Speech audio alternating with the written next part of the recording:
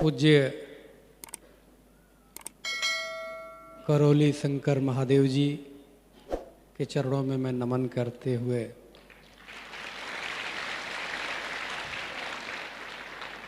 आप सब बैठे हुए साधुकों के अंदर बैठे हुए परमात्मा को मैं प्रणाम करता हूँ।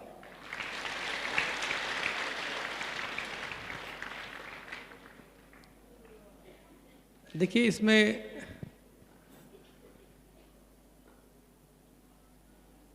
मैंने जो अनुभव किया, हर जगह हम जाते हैं, रोज़ ही हमारे 4-5 कार्यक्रम होते हैं, बाहर के नहीं होते हैं तो फिर टीवी पे प्रोग्राम होते हैं, बहुत होते हैं। तो महाराज जी ने जैसे ही मेरे को कहा कि स्वामी जी परसों इतने दिन के कार्यक्रम है, 3 दिन का, और आपको आना है, तो मुझे ऐसा लगा जैसे कोई खूब काम करते रहो और कोई चीज़ करो तो गाड़ी ही चलती है, मशीन चलती है, तो उसको जब बहुत ज़्यादा चल रहा था, अभी गाड़ी एक लिया 1000 किलोमीटर चला तो उसके बाद सर्विसिंग उसका हुआ, 10,000 किलोमीटर चला तो सर्विसिंग हुआ। तो ऐसा लगा कि महाराज जी बुला रहे, जरूर कोई बात है, चलो हम भी अपनी सर्विसिंग करा लेते हैं।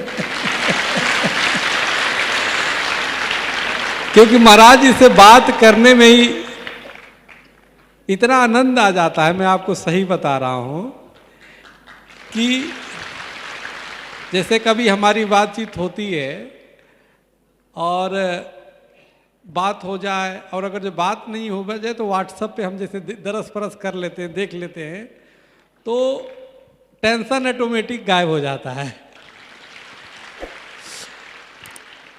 और देखो, टीवी पे जब महाराज जी और आप लोगों का विषय एक आया, और विषय जैसे ही टीवी पे आया तो मेरे से चैनल वालों ने कहा, ये देखिए एक आया है, एक महाराज जी हैं, उन्होंने बहुत अत्याचार कर रहे हैं, देखिए सरेआम उन्होंने पिटवा दिया किसी बाहरी आदमी को, ये तो नहीं होना चाहिए।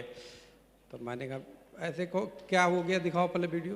दिखाया तो हमने कहा नहीं, इसे बोलना क्या है बताओ। जैसे अधिकतर चैनल वाले फ़ोन करते हैं तो अपनी व्यूज़ देते हैं कि हम ये चाहते हैं कि आप ये बोलिए, तो स्वामी जी ऐसा ही ये बोलना इसमें कि ये किसी संत का ये तरीका नहीं है कि वो कर रहे हैं। हमने कहा देखे वीडियो, और महाराज जी का मेरे देखते हुए हमने कहा देखो ये तो मैं बिल्कुल नहीं बोलूँगा, ये तो ये जो आदमी गया है वो खुद बदमाश मुझे लग रहा है। और महाराज जी के चाहे वहाँ पे जो भी भक्त है, मुझे खुद उसमें से आध्यात्मिक ऊर्जा प्राप्त हो रही है। तो जब मैंने ये कहा तो भी आश्चर्य, वो बोला कि अच्छा ठीक है, तो यही बोलिएगा, आप पक्ष में बोलिए। हमने बिल्कुल बोलूँगा, और पक्ष में खूब रगड़ा। अंतोगत्वा सत्य में जयते, सत्य की जीत हुई। और जो था, और हमारी ऐसे मुझे लगा कि महाराज से मुझे आज का संबंध नहीं है। देखो, उसके बाद महाराज जी से हमारी बात हुई, भवन हम अपने यहाँ दिल्ली पे आए, हम लोग घंटों बैठे, और मैं आपको बता रहा हूँ ऐसे तो कितने जीवन में लोग आए, चूँकि बचपन से मैं भी ब्रह्मचारी साधु हो गया और भटकता रहा, घूमता रहा, भ्रमण करता रहा, लेकिन जितना मुझे आत्मिक प्रेम हमारे करौली सरकार से हुआ उसमें किसी से नहीं, डंके की चोट। आप उसको अंध भक्ति कह सकते हैं, अंध मित्रता कह सकते हैं, कुछ भी कह सकते हैं, और ये अंध भक्ति, अंध मित्रता हमें मोक्ष की तरफ ले जाता है। और मैं चाहता हूं कि आप लोग भी बिल्कुल जैसे हो, आपको मैं देखा एक व्यक्ति ऐसा, कई जगह हम जाते हैं कार्यक्रम में, लोग बड़ा अव्यवस्थित कर देते हैं, तो निश्चित रूप से आप ऐसे करौली सरकार के शरण में हो। अन्य सरकारें तो आती है, गिर जाती है, किसी अल्पसंख्यक का चला जाता है, ये सरकार के भी गिरने वाली नहीं है। और सुनो, ये सरकार यहाँ भी आनंदित देगी और आपको मोक्ष भी प्रदान करेगी, बैतरणी भी पार कराएगी। मैंने जो दिन में भी कहा कि इस सरकार के पास जो आ जाता है ना, वो मरता नहीं है, वो आनंद और परमानंद की प्राप्ति करता है। तो मैं चाहता हूं कि ज्योति से ज्योत जले। आप एक हैं, आप 10 लोगों को इस बारे में अच्छी चीजें बताओ। पूज्य महाराज श्री एक चर्चा करते करते एक महात्मा जी के बारे में जैसे चर्चा हुई, तो मेरे कहने का मतलब कि कोई भी व्यक्ति को थोड़ा भी लाभ होता है, अच्छी चीज़ें बताओ, क्योंकि जब आप भी किसी न किसी माध्यम से आप आए होंगे, संपर्क में आए, देखे, आपने अनुभव किया। देखो हमारी सनातन धर्म में 3 प्रक्रियाएं हैं। अवलोकन, पहले व्यक्ति देखता है किसी चीज़ को, फिर करता है निरीक्षण, इन्फेक्शन करता है, और उसके बाद स्वीकृति देता है। अवलोकन, निरीक्षण और उसके बाद स्वीकृति देता है। तो इसलिए आप जितने लोग आए हो, कई पहले आए होंगे, सोचे होंगे वो तो ऐसे ही होंगे, जैसे बहुत लोग हैं करने वाले, लेकिन जब आप आए तो लगा कि नहीं, यहाँ तो अब महाराज जी जो संचालन कर रहे थे, पूज्य महाराज श्री दिन में वो कह रहे थे ना कि करौली सरकार में कुछ तो बात है, तो मैं बोलने वाला था महाराज जी कुछ बात नहीं है, बहुत बात है अनलिमिटेड है कि जितने भी अंदर जाइए उतने ही समाते चला जाएगा आदमी, पता नहीं चलेगा। लेकिन उसके लिए देखना पड़ेगा। जिन ढूंढा तिन पाइया गहरे पानी पैठ, मैं बपुरा बूलन डरा रहा किनारे बैठ।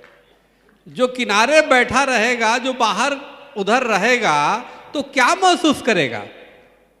अभी हमारे वो पुलिस वाले, सुरक्षा वाले यहाँ थे, मैंने कहा आप नीचे जाओ, वहाँ से आप भी अनुभव लो, आनंद लो। तो जब आनंद लेगा तभी तो आपको आनंद आएगा, आप अपनी अपनी अनुभव लोगों को बताओगे। तो ये अच्छी चीज़ें यहाँ पे मैं चाहता हूँ, आप हर व्यक्ति जो भी हो, जो साधक आप हैं, ये आप अपने आप में शांति के, अध्यात्म के परमाणु बम हो, जो पूरे दुनिया को खुशहाल करोगे। एक तरफ नकारात्मक शक्तियाँ हैं, एक तरफ नकारात्मक शक्तियाँ हैं जो बम परमाणु विध्वंस करने के लिए पृथ्वी को बनाए जा रहे हैं, और एक तरफ हमारी सरकार है, करौली सरकार जी है, वो उस नकारात्मक शक्ति को खत्म करने के लिए आपको तैयार कर रहे हैं।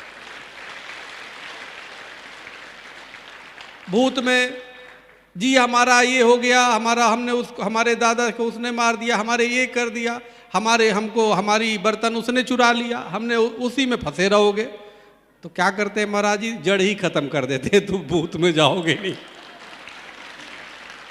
ज्यादा भविष्य की सोचोगे नहीं। कई लोग सोचते हैं कि बस मैं ये कर लूँ, बस वहीं बैठे रह जाते हैं।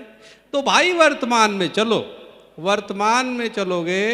एक है ना, किसी ने 2 अक्षर था, किसी ने कहा क ख, क मतलब करना, ख मतलब खाना। व्यक्ति करता है, जीवन भर खाता है, और करते खाते उसके बाद एक ज आता है शब्द, जाने का हो जाता है। तो किसी ने पूछा भाई ये क्या जीवन का मतलब यही है कि हम काम करें, सुबह ड्यूटी से निकलें, पैसा कमाएं, अपने खाएं, लोगों को खिलाएं, अब फिर एक दिन मौत आ जाता है और मौत हो जाए, चले जाते हैं, बीच में खलनायक आ जाता है। तो संतों के पास लोग गए, हमारे पूज्य करौली सरकार जी जैसे पूर्ण गुरु के शरण में लोग गए, पूछे कि बताइए इसमें विजय कैसे प्राप्त किया जाए। ये करना खाना और उसके बाद बीच मौत आ जा रहा है, मौत में चला जा रहा है आदमी, तो इस पे विजय कैसे प्राप्त हो। महाराज जी ने बताया, एक अक्षर दिया स, यानी सुमिरन, यानी मंत्र का सुमिरन करो और उससे तुम्हारी बेड़ा पार लग जाएगा। वही साधक होता है। तो इसलिए आप सबको, तो आप आनंद इस निश्चित रूप से कुंभ आज महाराज जी ने करा दिया। ऐसा तो कुंभ में भी जाके आप आनंद प्राप्त नहीं कर सकते थे जो आज कर लिया।